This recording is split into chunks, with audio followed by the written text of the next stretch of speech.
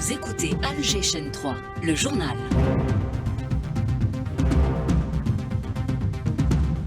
Septième sommet des chefs d'État et de gouvernement du Forum des pays exportateurs de gaz réuni à Alger durant 3 jours. Le forum regroupe 12 pays membres et 7 observateurs, dont le Mozambique.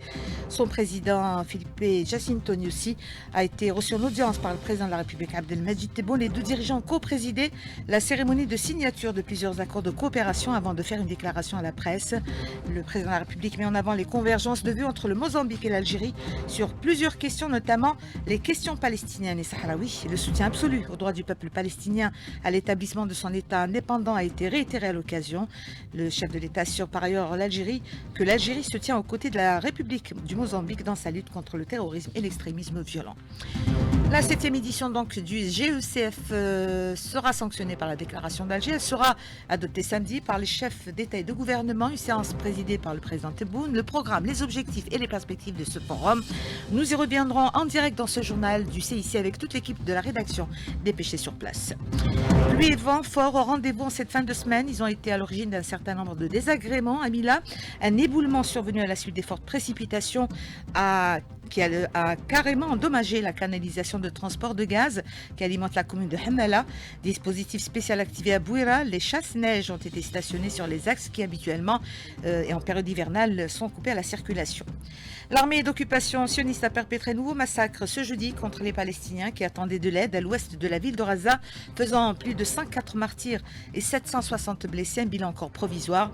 Et puis sport, football, le technicien bosnien Vladimir Petkovic, nouveau sélectionneur de l'équipe nationale en remplacement de Jamal Belmadi, annonce la Fédération algérienne de football. Et puis en athlétisme, coup d'envoi demain des mondiaux en salle à Glasgow.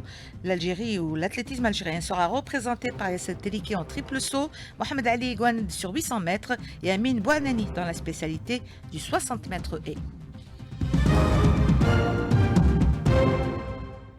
Mesdames, Mesdemoiselles, Messieurs, bonsoir. Merci de vous joindre à nous. L'actualité en cette fin de semaine marquée par l'ouverture au CIC à Alger des travaux du 7e sommet des chefs d'État et de gouvernement des pays exportateurs de gaz. Le forum regroupe 12 pays membres et 7 observateurs, dont le Mozambique. Son président, arrivé hier en Algérie, a été reçu en audience par le président de la République, Abdelmadjid Tebboune. Les deux dirigeants ont co-présidé la cérémonie de signature de plusieurs accords de coopération entre les deux pays avant de faire une déclaration commune à la presse. Le président de la République, Abdelmadjid Tebboune, est revenu sur la visite qu'effectue son homologue mozambicain en Algérie. Une visite qui reflète, dit-il, la profondeur des relations et des liens de fraternité entre les deux pays. Il a indiqué que ces entretiens ont porté sur les moyens de renforcer la coopération dans les domaines de l'énergie, de l'agriculture, de la recherche scientifique, de la formation professionnelle et de la pêche, ainsi que la coopération militaire. On l'écoute. قد بحثت مع أخي فخامة الرئيس نيوسي السبل الكفيلة لتعزيز التعاون وتوسيعه في مجالات الطاقة والفلاحة والسياحة والبنى التحتية والصناعة الصيدلانية والصناعات الغذائية والتعليم العالي والبحث العلمي والتكوين المهني والصيد البحري والتعاون العسكري كذلك، وما نوليه معا من أهمية لتوزيع الصادرات وتدفق الاستثمارات المباشرة وترقية المبادلات التجارية. Le président de la République a par ailleurs assuré que l'Algérie se tient aux côtés de la République du Mozambique dans la lutte contre le terrorisme et l'extrémisme violent.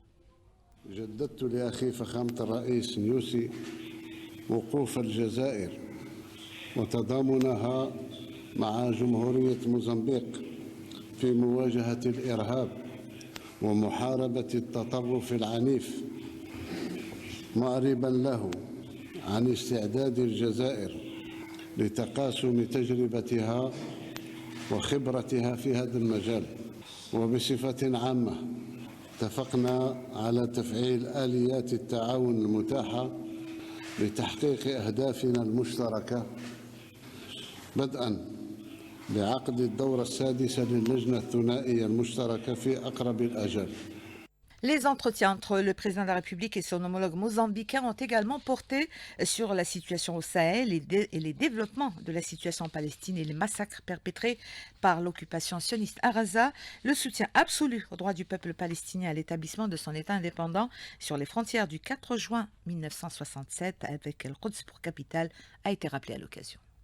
فقد اغتنمنا أنا وأخي الرئيس هذه الفرصة لتبادل وجهات النظر حول عديد المستجدات دوليا وقاريا، خاصة الوضع في منطقة الساحل ومنطقة البحيرات الكبرى، كما تطرقنا إلى التطورات الخطيرة التي تعرفها منطقة الشرق الأوسط والمجازر اليومية التي يرتكبها الكيان الصهيوني ضد المدنيين الفلسطينيين العزل في قطاع غزة وفي الضفة. وفي هذا السياق جددنا دعمنا المطلق لتكريس حق الشعب الفلسطيني الشقيق في إقامة دولته المستقلة على حدود الرابع من جوان 1967 وعاصمتها القدس الشريف. وفيما يخص قضية الصحراء الغربية آخر مستعمرة في إفريقيا، أكدنا على أهمية إيجاد حل عادل ودائم يكفل للشعب الصحراوي ممارسة حقه المشروع في تقرير المصير. وما دمنا دولتين موزمبيق والجزائر عضوين غير دائمين في مجلس الأمن، فلنا تطابق تام في الرؤى فيما يخص هذه القضايا، بالأخص القضية الفلسطينية وقضية الصحراء الغربية. De son côté, le président du Mozambique a rendu hommage à l'Algérie et son soutien à son pays durant la période de colonisation. Il a qualifié sa visite d'historique compte tenu, dit-il, de l'importance des accords signés. Il souhaite bénéficier du leadership de l'Algérie dans la lutte contre le terrorisme. Para melhorar este cenário e resgatar o sonho dos líderes. نحن هنا لبلورة حلم قادتنا، وعليه فإننا ملزمون بتطوير القطاعات التي من شأنها أن تخدم الأجيال القادمة. ونعتبر هذه الزيارة تاريخية بما تم التوقيع عليه من اتفاقيات، وسنواصل الاعتماد على التجربة الجزائرية الرائدة في مكافحة الإرهاب. أما العامل المشترك الثاني الذي يجمعنا فإنه يعتمد على إقامة شراكة في المجالات ذات الأولوية لبلدينا. فهناك منتدى رجال الأعمال وتحويل التكنولوجيات وتبادل التجارب وتكوين رأس المال البشري في عديد القطاعات مثل الغاز والبترول، وسنعمل سويا في منحى تحقيق هذه الأهداف. L'Algérie et le Mozambique, deux pays membres non permanents du Conseil de sécurité onusien, ont une convergence totale de leurs vues et positions sur l'ensemble des questions, notamment les questions palestiniennes et sahraouies, a souligné de son côté également le président mozambicain. Senhor Presidente, caros presentes, gostaríamos de afirmar ao povo argelino que temos acompanhado. سيدي الرئيس، الحضور الكريم، نود أن نجدد للجزائريين أننا رافقنا دور الجزائر تحت قيادة الرئيس في استتباب الأمن في منطقة شمال إفريقيا. A Argélia tem sabido conjugar os esforços com outros intervenientes regionais. الجزائر وموزمبيق عضوان غير دائمين في مجلس الأمن، وسنعمل سويا على اعتماد مواقف مشتركة في الأمم المتحدة ومنتديات دولية أخرى للحفاظ على السلم والاستقرار والازدهار بالقارة الإفريقية. Com destaque para o continente africano. La question palestinienne, on y reviendra au courant de ce journal. On va tout de même observer sur l'événement du jour, Alger, carrefour des pays exportateurs de gaz. Les travaux de la 7e édition se sont ouverts ce jeudi au CIC, au Centre des conférences internationales à Alger. Le GECF sera sanctionné par la déclaration d'Alger. Elle sera adoptée d'ailleurs samedi par les chefs d'État et de gouvernement, une séance que présidera le chef de l'État. Alors, c'est un programme spécial réalisé par toute une équipe dépêchée au CIC qui vous est proposé dans ce 19-20 puisque l'actualité va s'étaler jusqu'à 20 heures. Le programme, les objectifs et les perspectives de ce forum, on sait déjà que le marché du gaz enregistre un renversement historique de la tendance. Le prix du gaz a repris de 18% ces derniers jours, un indice qui illustre, selon les experts, d'ores et déjà du succès du forum d'Alger. On va retrouver sans plus tarder toute l'équipe de la rédaction en direct depuis le CIC avec à leur tête Neriman Mendil. Neriman, bonsoir. Madame, Monsieur, bonsoir. Les travaux, vous venez de le dire, ont débuté cet après-midi avec la réunion d'un groupe de travail ad hoc de haut niveau. Il est composé d'experts des pays membres du Forum des pays exportateurs de gaz. La mission de ce groupe, c'est préparer la déclaration d'Alger qui sera soumise demain au ministre avant d'être adoptée samedi par les chefs d'État et de gouvernement. Plusieurs questions ont été abordées pour ce premier jour de sommet, Chakib Benzaoui. Le sommet des grands défis. C'est ainsi que les spécialistes qualifient cet événement qui intervient en cette conjoncture internationale si particulière. Ce matin, les ateliers se sont déroulés à huis clos, constitués d'experts qui se sont penchés sur les dossiers de coopération commune entre les principaux pays producteurs. Les discussions ont porté sur l'examen des mécanismes de cette coopération afin de garantir la sécurité énergétique mondiale tout en soulignant l'importance de sécuriser l'offre et la demande et de servir l'intérêt commun à travers des contrats commerciaux à long terme en sus de renforcer l'effort commun en matière d'investissement et de financement des projets à l'avenir. Pendant l'après-midi, toujours à huis clos, la publication phare du forum, le Global Gas Outlook, dans sa 8e édition, a été présentée en présence de professionnels de l'industrie gazière et d'académiciens. Nous en connaîtrons le contenu ultérieurement. Enfin, les dispositions de la déclaration d'Alger qui devra couronner le sommet étaient au cœur des discussions au sein du groupe de travail ad hoc de haut niveau du Forum des pays exportateurs du gaz. Le document devrait refléter les objectifs et la vision du forum qui consiste à faire du gaz naturel la ressource centrale d'un développement inclusif et durable. Elle sera soumise aux ministres de l'énergie des pays participants qui se réuniront demain avant d'être adoptée lors de la réunion des chefs d'État en clôture des travaux. En plus des experts, plusieurs participants sont arrivés aujourd'hui au Centre international des conférences pour participer aux travaux de ce sommet. Parmi eux, le vice-ministre des Affaires étrangères de la Bolivie. Il félicite l'Algérie pour l'organisation du 7e sommet. Esteban Elmer Catarina affirme que son pays a plusieurs attentes de cet événement de grande envergure. Je vous propose de l'écouter. Ce sommet est très important pour nous et pour tout le monde. Dans un contexte géopolitique exceptionnel avec de nombreux défis, sincèrement, nous sommes très contents d'être là. Nous attendons beaucoup de ce sommet. Notre président va intervenir et il devrait également rencontrer le président algérien pour des discussions bilatérales. Toutes nos félicitations pour l'organisation de ce sommet qui est très important pour nous qui sommes un pays exportateur de gaz naturel. It's very important this meeting because of course we export gas, natural gas of my country. C'était donc le vice-ministre des Affaires étrangères de la Bolivie, Esteban Elmer Catarina. Il est au micro de Lies Telrini. Autre participant présent ici au CIC, le conseiller du président mauritanien chargé des hydrocarbures, Mustafa Bachir. Il affirme que la déclaration d'Alger permettra aux pays membres du forum de faire face aux défis de l'heure. Je vous propose de l'écouter. D'importantes décisions seront prises lors de ce sommet pour le futur de l'industrie gazière. Pour faire face aux nouveaux défis de la transition énergétique, un projet de déclaration est établi. Il sera signé samedi. Elle unifie les visions pour défendre les intérêts des pays exportateurs de gaz.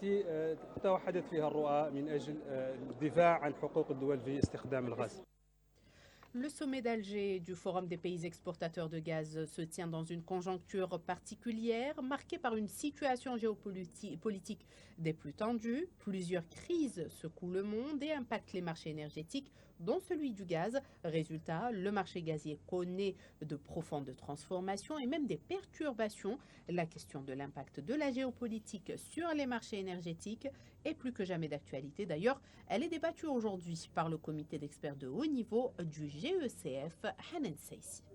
En plus de la pandémie mondiale Covid-19, la crise du changement climatique et les questions sécuritaires qui ont marqué le monde ces dernières années, les enjeux géopolitiques demeurent un facteur déterminant pour les pays membres du Forum. Chouaib Boutamin, expert international du marché du gaz. On a le problème à Bab el-Mandeb actuellement. Les bateaux qataris font du retard de 12 à 15 jours. Alors sûrement qu'il y aura un problème de supply. Comme vous le savez, la Russie est un membre du GECF. Il y a aussi l'Égypte qui est membre. Il y a des problèmes sur le canal de Suez. Alors les risques majeurs politiques agissent d'une manière directe ou indirecte sur le marché gazier. La réunion d'Alger ici, ce sera une discussion profonde entre les pays membres pour protéger les installations. Le GECF inscrit la question du renforcement de son positionnement international en tant que plateforme mondiale de dialogue énergétique parmi l'un de ses objectifs majeurs. Professeur Aslan Chichaoui, expert des Nations Unies, analyste de la géopolitique. Du fait que cette gestion de la ressource naturelle est liée à la stabilité politique, à la stabilité sécuritaire, nous allons assister à un développement actif de la diplomatie gazière pour tenter d'harmoniser les points de vue et surtout sensibiliser les pays pour éviter de se retrouver confrontés à des pressions, à des tensions qui pourraient servir beaucoup plus les intérêts des pays industrialisés que les intérêts des pays détenteurs de cette ressource-là. En somme, il est question du comment façonner l'avenir énergétique pour contribuer d'une part à un développement durable et serein et à la sécurité énergétique mondiale dans un contexte particulièrement marqué par des chamboulements géostratégiques. L'impact de la géopolitique, l'Europe le vit depuis 2022, soit depuis le début de la guerre russo-ukrainienne et la décision des 27 d'aller vers une rupture avec le gaz russe. Depuis, les pays de l'Union européenne traversent une importante crise énergétique. Leur gaz, essentiellement du GNL américain, ils le paient au prix fort, 3 fois le prix du marché. Lies Terrini. Même si les prix du gaz ont retrouvé des niveaux d'avant-crise, l'Union européenne peine toujours à tourner la page de la crise énergétique. Un sacré coup pour un continent qui vit de son industrie. Pour remplacer le gaz russe, les pays européens ont signé de nombreux contrats à long terme pour l'approvisionnement en gaz naturel liquéfié, ce qui risque d'augmenter les prix du GNL selon les spécialistes. Morad Preur, expert en énergie. L'Europe est aujourd'hui dans une situation de précarité énergétique et elle ne sait plus comment s'en sortir. Elle n'a pas mesuré sa vulnérabilité par rapport à la source énergétique russe. Elle a sous-estimé la résilience de l'économie russe, qui en fait se porte comme un charme. Et l'Europe qui est en train de souffrir. Le moteur de l'Europe, c'est l'Allemagne. Elle est en récession. Récession, c'est 2 trimestres de croissance négative, donc y compris la France. Donc l'Allemagne, elle est plombée par le coût de l'énergie, donc son industrie risque de déménager d'ailleurs. Une situation qui divise les pays européens, selon l'économiste et expert en droit international, Adam Mokrani. Le plan d'aide massive de l'Allemagne à des entreprises est critiqué car il pourrait fausser la concurrence. La plupart des États membres ne disposent pas de moyens budgétaires aussi larges. De plus, l'Allemagne bloque l'instauration d'un prix plafond pour le gaz, une mesure soutenue par d'autres capitales dont Paris et Rome. La récente crise a fait doubler les exportations de GNL en provenance des États-Unis vers l'Europe. On note également que le volume des exportations algériennes de GNL vers l'Europe a augmenté de plus de 25% l'année dernière. L'Algérie, justement, celle qui organise donc ce 7e sommet du Forum des pays exportateurs de gaz, elle est l'un des principaux fournisseurs des pays de l'Union européenne, une présence qu'elle ambitionne de renforcer et elle dispose des atouts qui lui permettent de consolider sa présence et d'arracher de nouvelles parts sur le marché européen. Elim Boukadou. La concurrence sur la scène énergétique est rude face aux grands producteurs de gaz. L'Algérie doit préserver sa part de marché. Justement, elle dispose de grandes capacités énergétiques et une ressource humaine qualifiée qui font d'elle un partenaire sûr et fiable. Elle est parmi les principaux fournisseurs de l'Europe. Aussi, plusieurs projets sont en vue, tels que le projet de gazoduc transsaharien et le Galsi qui relie l'Algérie à l'Europe à travers l'Italie. Morad Preur, expert en énergie. Nous avons des gazoducs qui sont reliés à l'Europe. Nous sommes une source fiable et sûre sûr, il faut que l'Europe tienne compte du fait que l'Algérie est une source fiable, sûre et à haut potentiel. Le potentiel gazier algérien est très très grand. Il ne faut pas oublier aussi que la position géographique de l'Algérie joue en sa faveur. C'est un pays très proche du continent européen qui fait que les coûts de la logistique sont compétitifs. Aussi, plusieurs accords stratégiques sont actés. Le défi actuel pour l'Algérie est de renforcer ses capacités de production. À cet effet, le groupe Sonatrach consacre près de 40 milliards de dollars pour la réalisation de nouveaux investissements.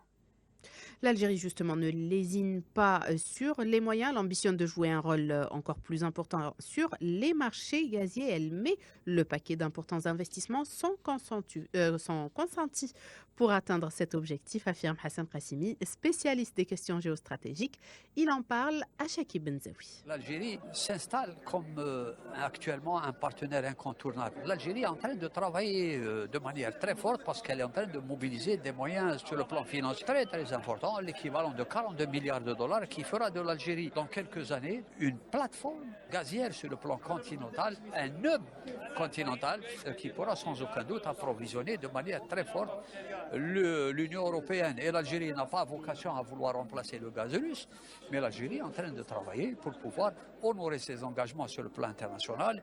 Et la réalisation du gazoduc Abuja-Lagos, Lagos-Alger pourrait être suivi par d'autres projets analogues et similaires. On pourrait réaliser aussi des gazoducs Mauritanie, Algérie, Europe, un gazoduc Sénégal, Algérie, Europe, pour la simple raison que l'infrastructure gazière de distribution et de transport, elle existe sur le pays. Et si les Européens cofinancent de tels projets, croyez-moi que les Européens trouveraient une source d'énergie à des prix raisonnables et qui pourrait un peu permettre à l'Europe de sortir de la crise économique dans laquelle les économies et l'industrie européenne est en train de s'enfoncer de manière dangereuse et durable.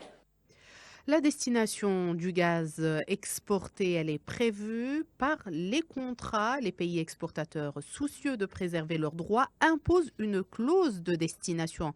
Dans les contrats, elle garantit que le gaz vendu ne sera pas détourné vers une autre destination sous peine de rupture de contrat ou de pénalité. Jawida Azouk. Connaître la destination finale de son produit est un souci majeur chez les pays producteurs de gaz. Et ce n'est pas pour rien si une clause de destination est bien spécifiée dans les contrats à long terme paraphés avec leurs clients, les pays consommateurs. Moult raisons d'ailleurs justifient cette clause, à commencer par des raisons économiques ou même politiques. Et si le client change de destination pour le gaz acquis chez le producteur, tout peut changer, stipule cette clause. Écoutons professeur Hameda Boudjem'a, consultant en énergie. Il y a des considérations politiques, des considérations économiques. Donc tous ces facteurs-là entre la destination finale doit être connue à l'avance. En secondo, il serait aussi possible que si demain le client annonce que la destination finale a été changée, il faut qu'il y ait le consentement donc, de l'exportateur pour partager les profits pour la seconde destination. Évidemment, tout manquement à la clause de destination est soumis soit à des pénalités ou carrément, dans les cas graves, à une rupture de contrat. Mais la question qui s'impose, comment contrôler surtout les bateaux transportant le GNL? Comment prouver qu'il y a changement de destination de gaz? Les explications du professeur Boudjem'a Hameda, expert en énergie. Bien sûr, sur les marchés gaziers, tout est clair. Donc, il y a des moyens pour pouvoir contrôler exactement parce que les consommations défilent de jour en jour sur les écrans des ordinateurs. Donc, il n'y a pas de souci. On peut contrôler, on peut savoir qui a acheté, qui a vendu, à quel prix, ainsi de suite. On peut savoir tout ça. C'est clair, bien sûr. L'autre source d'information des pays exportateurs de gaz, les traders opérant en bourse, très bien informés pour échange de bons procédés au moyennant contrepartie, ils n'hésitent pas à renseigner les compagnies exportatrices. La question des prix centrale est cruciale pour ce 7e sommet du Forum des pays exportateurs de gaz. L'enjeu aujourd'hui est de trouver le juste équilibre, soit un prix qui valorise la ressource pour les pays exportateurs et attractif pour les pays consommateurs. L'enjeu est également au cœur des débats sur le vice-président du CNESE, Lamine Qadi. Il est au micro de Hakima Kamel. C'est des divergences politiques, des divergences géostratégiques, idéologiques. Il y a même une forme de concurrence pour l'accès au marché du gaz. Mais bon, tout cela n'exclut pas l'effort ou la volonté de rapprochement pour organiser un marché au mieux des intérêts de chacun des membres de ce forum. Les intérêts communs, c'est d'abord le prix de l'énergie, le prix du gaz. Il faut aller vers des prix raisonnables, il faut des prix d'équilibre. C'est comme aujourd'hui, on le voit avec le pétrole, il y a un effort de l'OPEC et de l'OPEC+, pour défendre des prix justes. C'est des prix d'équilibre, donc ça va évoluer certainement avec l'évolution économique mondiale. Le GNL, gaz naturel liquéfié, il peut justement offrir cette flexibilité recherchée, tant au niveau du transport qu'au niveau des prix. On écoute à ce sujet les explications de Brahim Gendouzi, spécialiste de l'économie internationale. Le GNL offre la flexibilité en termes de livraison. Donc ce GNL offre des flexibilités en termes d'approvisionnement, en termes de sécurité énergétique, sécurité des approvisionnements, puisqu'il y a des contrats de long terme. Mais en termes de prix, le GNL offre aussi la possibilité de libéralisation des prix, c'est-à-dire la déconnexion du pétrole tout d'abord. Et puis ça reste aussi lié aux fluctuations, puisque les marchés libres sont à deux niveaux, le marché de livraison du produit lui-même et le marché papier, c'est-à-dire un peu de spéculation. C'est une garantie, c'est la couverture des risques. Autre thème sur lequel se penchent les experts du GECF, celui de la valorisation du gaz. Une valorisation qui permettra de booster cette industrie, de tirer une valeur ajoutée encore plus importante et surtout de faire face au changement climatique. Sophia Boukacha. L'industrie gazière est au cœur des enjeux énergétiques mondiaux. Cependant, il devient impératif de repenser la valorisation de cette ressource précieuse de manière plus innovante à travers la diversification des usages du gaz. Saïd Baroul, expert international en énergie. C'est la promotion du gaz sur tous les plans, c'est-à-dire le plan recherche, développement, commercialisation, les infrastructures, les usines de pétrochimie. Le gaz, ce n'est pas uniquement la génération électrique, c'est aussi la pétrochimie, etc. Et d'ailleurs, l'avenir de la pétrochimie gazière, c'est un peu tout ce qui est plastique, tout ce qui est engrais, donc ce qui est par exemple les médicaments. Donc ça, c'est un peu donner une valeur, en quelque sorte, plus importante que se limiter à la génération électrique. Donc c'est une manière de revaloriser le gaz naturel en tant que source d'énergie qui permet d'avoir beaucoup d'apports pour le plan sur la vie commun. Tout ça, ça fait que le gaz doit être revalorisé pour le mettre confortablement sur l'échiquier énergétique mondial. Le côté environnemental n'est pas en reste. Travailler sur plusieurs axes de recherche devient nécessaire pour valoriser davantage l'industrie gazière. Il faut que des forums fassent des efforts pour limiter déjà les émissions de gaz à effet de serre en captant tout ce qui est donc, CO2, le séquestrer. On peut par exemple aussi travailler sur le torchage. On brûle chaque année dans le monde 140 milliards de mètres cubes d'après la Banque mondiale. Il y a un effort à faire pour ne plus torcher. C'est les bateaux méthaniers, ils utilisent le fioul. Il y a des études qui se font maintenant pour essayer de remplacer le fioul des bateaux par le GNL. La valorisation de l'industrie gazière s'inscrit dans une approche globale prenant en compte les impératifs économiques, environnementaux et sociaux, tout en adoptant une vision à long terme et en investissant dans l'innovation et la durabilité. Tous ces sujets et ces thèmes évoqués aujourd'hui par les experts du GECF seront aussi dans le programme de recherche de l'Institut de recherche sur le gaz. L'Institut a été inauguré cet après-midi à Alger par le ministre de l'Énergie Mohamed Arkab et le secrétaire général du GECF Mohamed Hamel. L'émission de l'Institut, c'est d'abord se pencher sur la formation Ibtihal Addoun. Une valeur ajoutée pour le secteur à travers la recherche de nouveaux outils technologiques permettant le développement de l'industrie gazière. L'Institut offre une formation de très haut niveau pour les pays du GECF et jouera un rôle majeur dans ce domaine. Azdi Najab, recteur général de l'Institut de recherche sur le gaz du GECF. Il ne faut pas oublier que l'idée de créer l'Institut est une idée algérienne. C'est l'Algérie qui a milité à travers toutes les réunions des comités exécutifs pour pouvoir mettre en place un institut en Algérie, dont le headquarter est à Alger. Pourquoi? Parce que, comme vous le savez, la technologie devient un outil très important. Vous avez des pays répartis à travers le monde. L'Institut sera un apport pour ces pays en termes technologiques. Sonatrach est la compagnie gazière qui a supporté, qui a mis tous les moyens pour que ce projet réussisse. Le GRI sera un hub technologique qui aura pour mission de travailler sur des projets de recherche dans le domaine du gaz et de protection de l'environnement. C'est un institut qui va jouer un rôle majeur. Ça sera l'équivalent d'un hub technologique qui aura pour mission de travailler sur des projets de recherche dans le domaine du gaz et protection de l'environnement, mais aussi c'est un institut qui pourra faire de la formation de très haut niveau, formation pour les pays exportateurs de gaz. Pour rappel, une convention a été signée entre le ministère des Affaires étrangères et le GECF pour abriter à Alger le siège de l'Institut du Forum. En plus des délégations qui sont arrivées cet après-midi pour participer à l'événement, les journalistes étrangers arrivent également peu à peu au Centre international des conférences pour couvrir cet événement international. Des spécialistes qui sont au rendez-vous pour à la fois trouver des réponses aux différentes questions qui se posent sur la scène énergétique, mais également pour revenir sur la coopération au niveau du GECF. Sami Alloun les a rencontrés. Premier jour de cet événement d'envergure, la presse nationale et internationale arrive progressivement au Centre international des conférences. Les mutations géopolitiques actuelles demandent un suivi au détail des évolutions énergétiques. Des spécialistes des médias, de nombreux journalistes ont fait le déplacement pour trouver des réponses à leurs questions et interrogations. Jean-Jacques Corniche, journaliste au sein de Giant Media, il nous vient tout droit d'Afrique du Sud. Je connais très bien l'Algérie, je viens souvent pour travailler sur les camps de réfugiés sahraouis. Notre perspective est de voir tout d'abord ce qui nous arrange, ce qui arrange la région et notre continent en termes d'exploitation et de production de gaz. Nous voulons nous développer et le développement vient à travers les investissements et la coopération économique.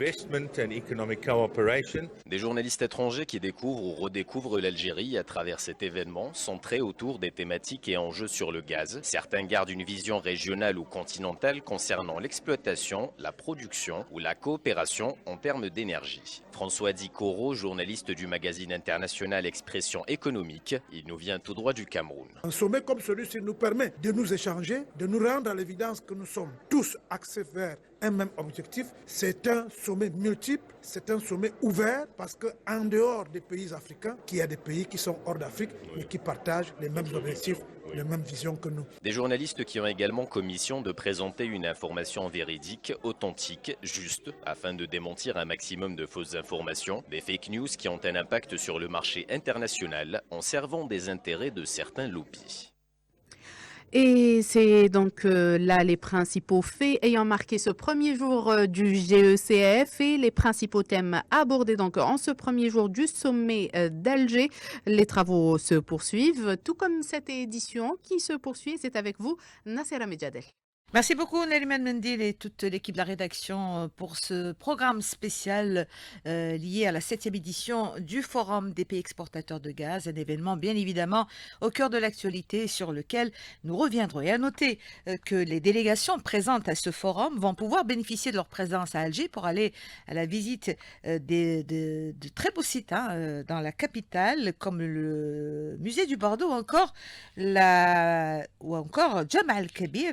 Il faudra savoir que Jamal Kebir a été inauguré dimanche dernier par le président de la République Abdelmajid Tebboune et va abriter demain vendredi la première prière hebdomadaire du vendredi. Ceci donc pour le dossier consacré au Forum des pays exportateurs de gaz. Dans l'actualité, ce nouveau massacre à Raza, bilan provisoire du massacre de la rue Al-Rachid où la distribution alimentaire avait lieu à Raza City, fait état d'au moins 104 martyrs et 760 blessés. Un bilan encore provisoire. Les forces d'occupation et leurs chars stationnés sur la route côtière Haroun Al-Rachid dans la région de Cheikh Ajlin, à l'ouest de Raza, ont ouvert délibérément le feu sur des milliers de citoyens du nord de la bande, en particulier de Jabalia et Beit Hanoun, qui attendaient l'arrivée de camions chargés d'aide humanitaire. Réagissant aux nombreux martyrs lors de ce massacre sioniste, le chef des affaires humanitaires de l'ONU, Martin Griffiths, s'est indigné. Il a affirmé que la vie quitte Raza à une vitesse terrifiante. Et l'hôpital Kamal Adwan, le dernier du nord de Gaza, hors service suite à l'arrêt du générateur de l'hôpital Kamal Adwan à cause du manque de carburant. Les Palestiniens du Nord sont privés ainsi d'accès aux services de dialyse, de soins intensifs, de médecine interne, de cardiologie, de chirurgie générale et d'urgence pédiatrique.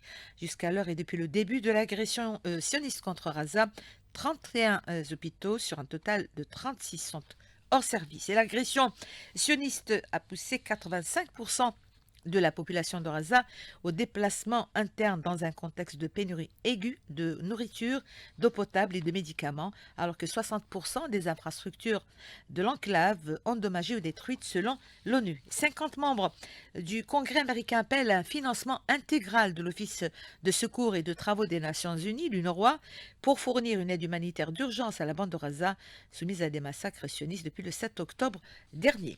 Le Parlement arabe condamne de son côté la construction d'une tour de guet sur le mur occidental de la mosquée Al-Aqsa et l'installation de caméras de surveillance par les autorités d'occupation. Des mesures pour renforcer la présence de la police d'occupation qui sera chargée de limiter l'accès des pèlerins autorisés à l'esplanade Al-Quds durant le mois sacré de Ramadan. Depuis le début de sa guerre génocidaire à Gaza, l'entité sioniste cible délibérément mosquées, cathédrales et églises, des actes relevant d'une véritable guerre de religion, nous dit Firas Eddebes. Il est responsable des relations publiques à la direction des Waqf de Al-Quds. Il est contacté par Karim Hasnaoui. Il cible les mosquées à Gaza et en Cisjordanie occupée et la mosquée d'Al-Aqsa. Ces actes démontrent clairement que c'est une guerre de religion menée par le gouvernement d'occupation avec la complicité des pays européens et américains. La situation est très dangereuse. Ils ont détruit 80% des mosquées à Gaza et la mosquée Al-Aqsa est quotidiennement le théâtre des incursions et profanations de ces lieux saints par les colons extrémistes et les forces d'occupation. Nous sommes convaincus qu'il existe un important plan de nettoyage ethnique religieux à Al-Quds et les territoires palestiniens occupés. Et pour la première fois depuis le début de l'agression sioniste à Gaza, le Parlement européen appelle à un cessez-le-feu immédiat et permanent à Gaza. Le rapport 2023 de l'Assemblée générale du Parlement européen sur notamment la politique de l'UE a été approuvé par 265 voix contre 253 contre 10 abstentions. La phrase appel à un cessez-le-feu immédiat et permanent à Gaza a été ajoutée à l'article 62 du rapport à la demande des membres du groupe de gauche au Parlement européen. À noter également un assaut terrestre sur la ville de Rafah dans la bande de Gaza, promis par Benjamin Netanyahou, transgresserait à la décision de la plus haute juridiction de l'ONU, estime le Haut Commissariat des Nations Unies aux droits de l'homme. Fin janvier, la CIG avait appelé l'entité sioniste à empêcher tout acte de génocide contre les Palestiniens à Gaza. Un mois après cette décision, l'occupant sioniste poursuit sa guerre génocidaire. Et des dizaines de Marocains ont manifesté hier mercredi devant le bâtiment du Parlement à Rabat. Ils appellent à stopper l'agression sioniste à Gaza et à mettre un terme à la normalisation entre le Maroc et l'entité sioniste. À noter également, avant de clore le dossier consacré à Gaza, que l'Algérie a convoqué une réunion urgente à huis clos du Conseil de sécurité concernant les derniers développements dans la bande de Gaza. La réunion se tiendra ce soir à 22h, heure algérienne. Pluie et vent forts au rendez-vous en cette fin de semaine. Ils ont été à l'origine d'un certain nombre de désagréments.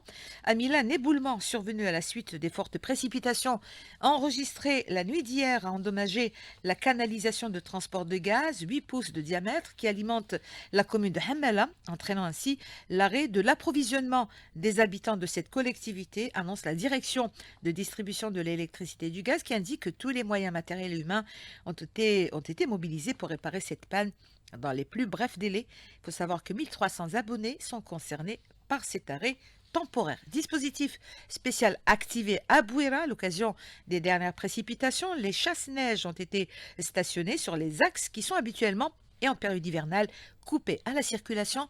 Le point avec notre correspondant Arish Chachoua.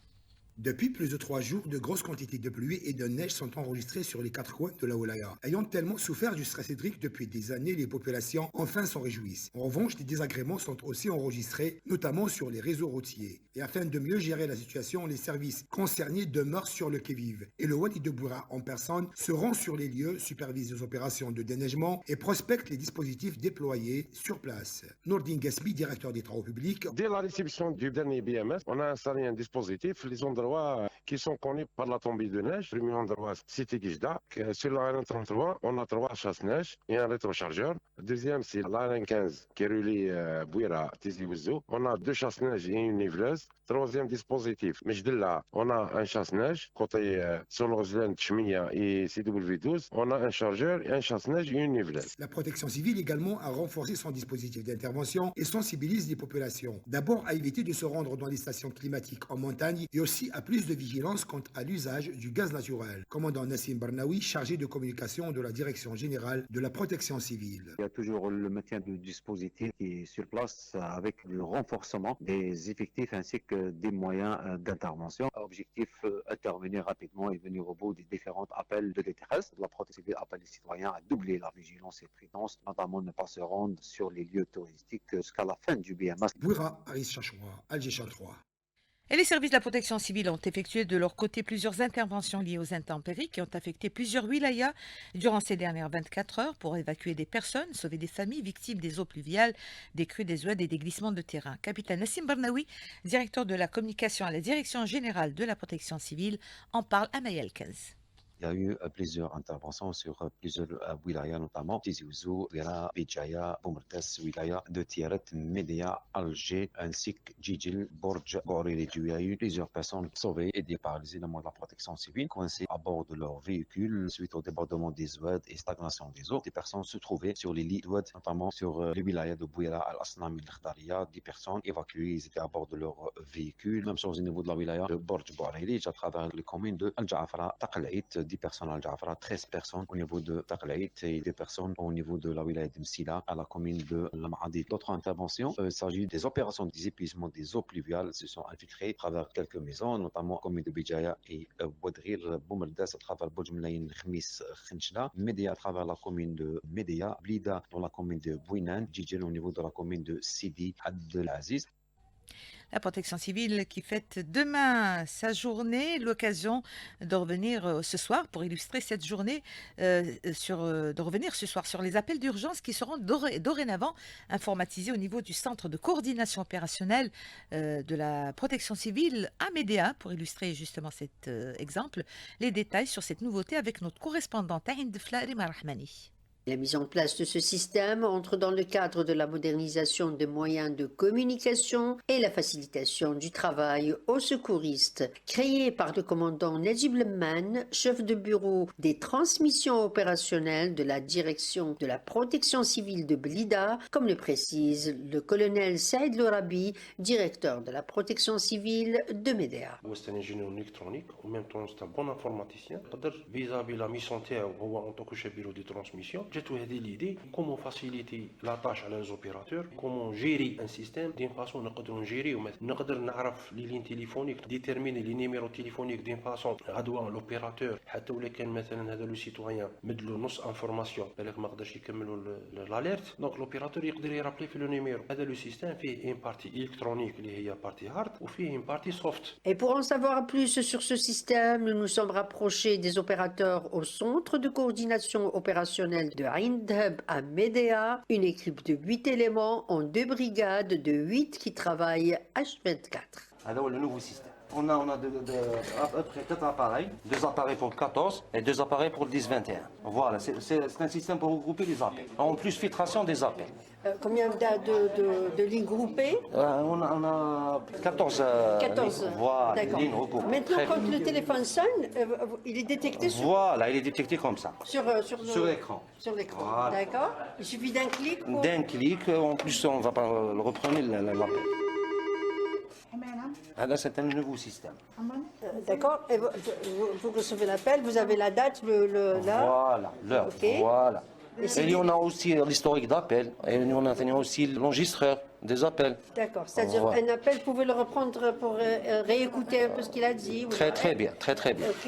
Et on peut appeler du fixe comme du portable? Oui. Même si on appelle avec un numéro portable? Un numéro portable. Pour le 14, mais 10-21, recoupé. Portable et fixe. Si quelqu'un, par exemple, appelle, il ne termine pas sa communication. Peut-être qu'il il est choqué, il ne peut pas expliquer. Vous pouvez le rappeler? Oui. Mais je suis choqué. On va rappeler pour essayer de voir le croquis d'intervention. Le lieu exact. Voilà. Il faut dire que ce système expérimental est opérationnel dans 12 wilayas du pays depuis un mois et sera lancé officiellement à l'occasion de la Journée mondiale de la protection civile. Medea Rima Rahmani, Al-Jashan 3. Présenté avec la signature d'une convention entre l'Agence nationale algérienne de greffe d'organes et l'Agence mauritanienne de greffe, l'objectif étant d'aider la Mauritanie dans ce domaine. On écoute à ce propos le ministre de la Santé, Abdelhak Seyhi, il est au micro de Hassan Chmash. Aujourd'hui, nous assistons à la signature d'une convention entre l'Agence nationale des greffes de chez nous et le Centre national des greffes en Mauritanie, dont l'objectif est d'assurer pour nos frères mauritaniens au moins 3 objectifs. Le premier, assurer la formation de leurs spécialistes, urologues et chirurgiens dans le domaine de la greffe rénale. Et deuxième, c'est que nous pouvons prendre quelques malades, couples au CHU de Vetna, pour les prendre en charge pour la greffe rénale. Et troisièmement, nous pouvons aussi, et notre agence est à leur tête, professeur Chouch, de commencer déjà des actions de greffe en Mauritanie à l'hôpital. Et nous allons le faire également pour tous les hôpitaux qui en demandent en Mauritanie pour pouvoir aider nos frères mauritaniens à avoir cette compétence de greffe rénale. La greffe rénale en Mauritanie est un projet sociétal. Le docteur Abdelatif Sidi Ali, directeur de l'agence de greffe en Mauritanie, affirme que son pays a vraiment besoin de l'aide de l'Algérie dans ce domaine. Il le dit à Hassan Chmash.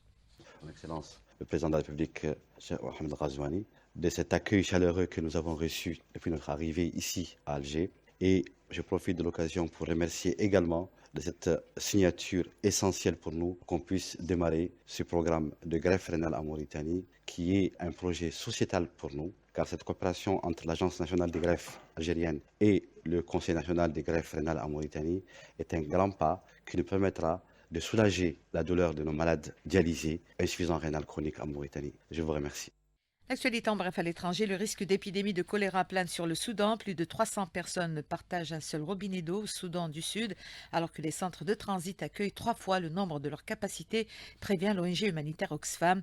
Plus de 15 000 personnes séjournent actuellement dans 2 centres à Rhin, conçus pour accueillir seulement 4 750 personnes et jusqu'à 5 000 personnes supplémentaires vivent en plein air sans eau potable ni hygiène adéquate, selon l'ONG. Nouveau drame de l'immigration clandestine, la destination de l'Europe, pas moins de 24 morts en mer dans le nord du Sénégal, selon un bilan provisoire. Des témoignages font état de présence de 200, voire même de 300 personnes dans le bateau qui s'est retrouvé en perdition à quelques centaines de mètres du rivage dans un secteur vaseux, selon les médias locaux.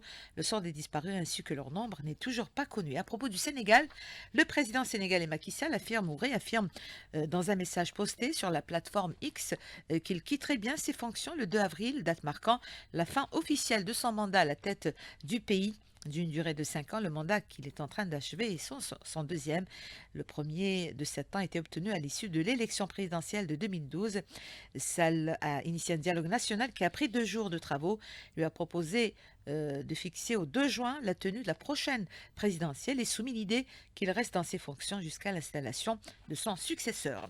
En Tunisie, l'élection présidentielle tunisienne se tiendra dans les délais, soit entre septembre et octobre prochain. C'est en tout cas ce qu'a affirmé le président de l'instance électorale indépendante, Farouk Bouaskar. Vladimir Poutine avertit les Occidentaux contre une menace réelle de guerre nucléaire en cas d'escalade du conflit en Ukraine. Les Occidentaux ont parlé de la possibilité d'envoyer en Ukraine des contingents militaires occidentaux, mais les conséquences de ces interventions seraient vraiment plus tragiques, a indiqué le président russe dans son discours annuel à la nation, se félicitant dans la foulée des avancées de ses troupes sur le front à 2 semaines de l'élection présidentielle. Sport, avant de vous inviter à découvrir l'Irak avec une cartographie à l'occasion du forum. Sport, je vous le disais, football, avec le technicien bosnien Vladimir Petković qui succède à Jamel Belmadi à la tête de la sélection nationale. L'information a été donnée par la Fédération algérienne de football sur son site officiel. Petković est attendu dimanche prochain à Alger. En athlétisme, coup d'envoi demain. Vendredi, des mondiaux en salle à Glasgow, en Écosse.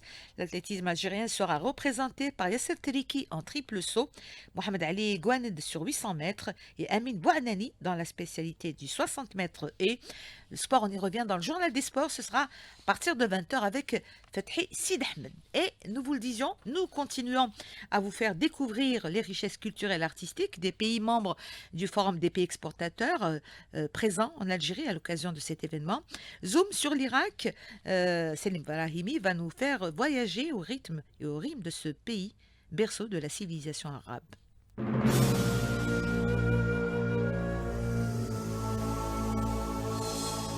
La République d'Irak est un pays du Proche-Orient situé au nord de la péninsule arabique. L'Irak est appelé pays des deux fleuves, Bilad Rafidain, en référence au Tigre, à l'Euphrate, Dejla ou Al-Furat qui le traverse. L'Irak est peuplé de plus de 45 millions de Kidam, où cette ancienne colonie britannique obtient son indépendance le 13 octobre 1932. Considéré comme le berceau des civilisations, l'Irak a une histoire très ancienne qui remonte au moins à 4000 ans avant Jésus-Christ, depuis la période d'Uruk, passant par la Mésopotamie où la civilisation mésopotamienne a vu naître le premier système d'écriture dans le monde, l'écriture cunéiforme ou Al-Kitab al-Mismariya.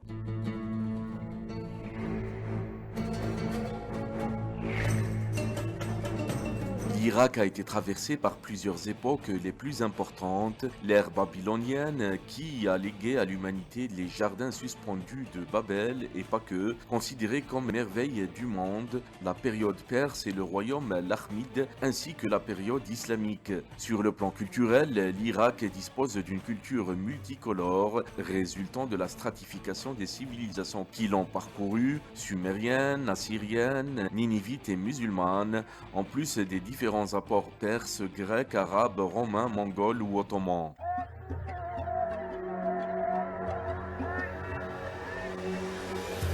La littérature irakienne est des plus anciennes, portée par les premiers systèmes d'écriture. On notera qu'à travers les âges, l'Irak s'est enrichi par une littérature des plus vivaces, qu'elle soit en arabe ou traduite. On peut citer des institutions phares dans le monde de l'écriture, telles que Dar el-Hikma de Bagdad, la plus ancienne de ces maisons particulièrement active, et la bibliothèque personnelle du calife abbasside Haroun al-Rachid de Bagdad, qui s'ouvre aux savants en 832 sous le règne d'El-Ma'moun.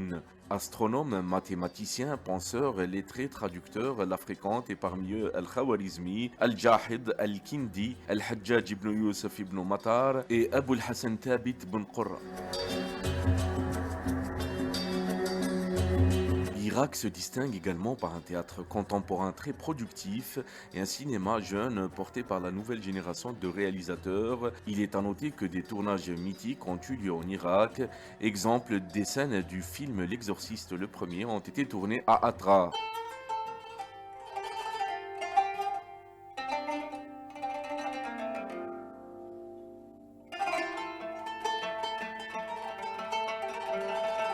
Sur le plan musical, l'Irak rentre sous la coupole de la musique arabe, bien qu'il a ses propres spécificités avec 70 maqams propres au pays. La musique irakienne s'est influencée par celle de l'Iran, l'Empire ottoman ou la musique kurde et bien d'autres sonorités. La musique contemporaine irakienne a rejoint les standards internationaux, pop, rock et électro. Bien des noms d'artistes ou interprètes irakiens peuplent la scène musicale, à l'image de Nazim al-Ghazali, Yass Khidr, Hatim al-Iraqi, Wahida Khalil, Rahma Riyad, Isra al-Asil, Sami Qaftan ainsi que de nombreux artistes irakiens. Une des grandes stars de la pop irakienne est celui que l'on appelle le César de la chanson arabe, Qaysar al-Oghniya al-Arabiya, Kadem al-Sahar.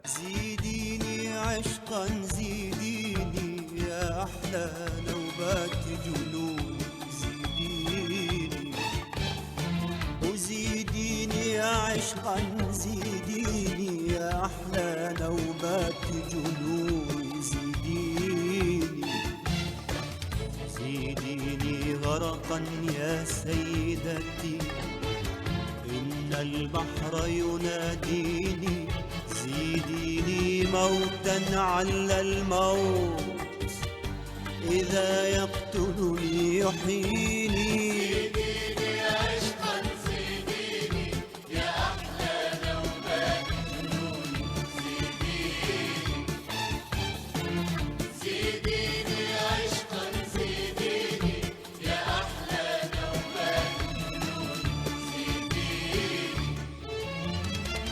ويا امرأة بين نساء الكون أحبيني ويا من أحببتك حتى احترق الحب أحبيني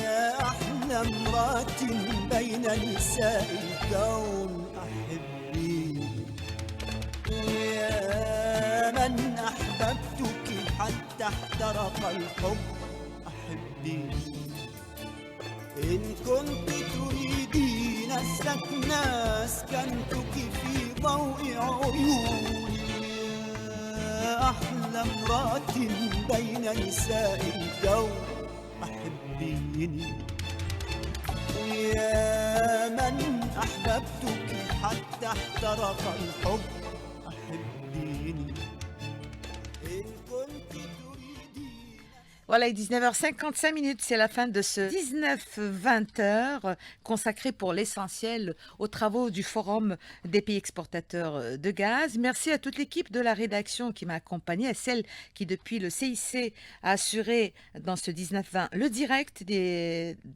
la couverture des travaux du premier jour, couverture du premier jour des travaux du Forum des pays exportateurs, bien évidemment un événement sur lequel on va revenir. Merci aussi aux réalisateurs et à Monique qui était au streaming. L'information revient à 20h. Premier flash de la soirée. Rendez-vous avec Karim Wali. Et juste après, vous retrouverez Sidi Ahmed Fathi pour le journal des sports. Merci de nous rester fidèles.